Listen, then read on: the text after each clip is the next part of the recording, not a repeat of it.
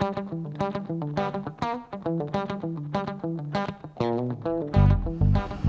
know, driving on Cape Cod is discovering one picture postcard after another.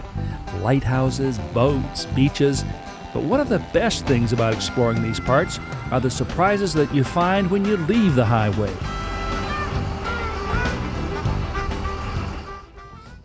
Ha! Well, they said this was supposed to be a baseball bat factory. It's like fishing gear to me. Well, there are some old bats on the wall up here. Now, let's take a look. Hello? Hello? Hello? Hello? Oh, my word. It is a baseball bat factory. Hi, Ron. Hey, Tom. How are you? Great. Welcome to Barnstable Bat. In 1992, Tom Bednark followed his dream of becoming a woodworker and founded the Barnstable Bat Company.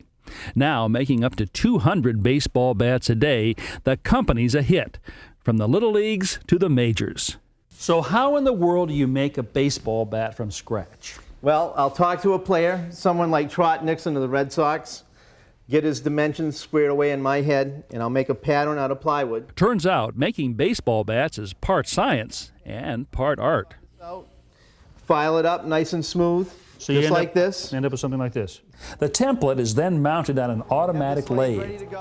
The raw stock is loaded onto spindles, and as the stock turns, putters, guided by the template, shape the bat. And it all happens in less than a minute.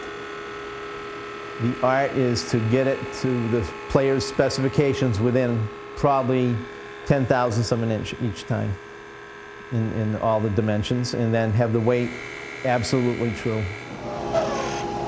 It's amazing. Professional ball players in particular are very fussy, and they can tell the thickness of a handle to within a wrap of a piece of paper, which is about 3,000ths of an inch.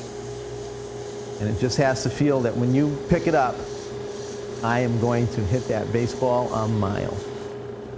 Now, this is something you may have wondered too. How do you get the writing on the bat, the part that says genuine Babe Ruth model or something like that? Well, Ron, in the old days, they used to use a hot branding iron. Okay. It was heated up to about 1,000 degrees.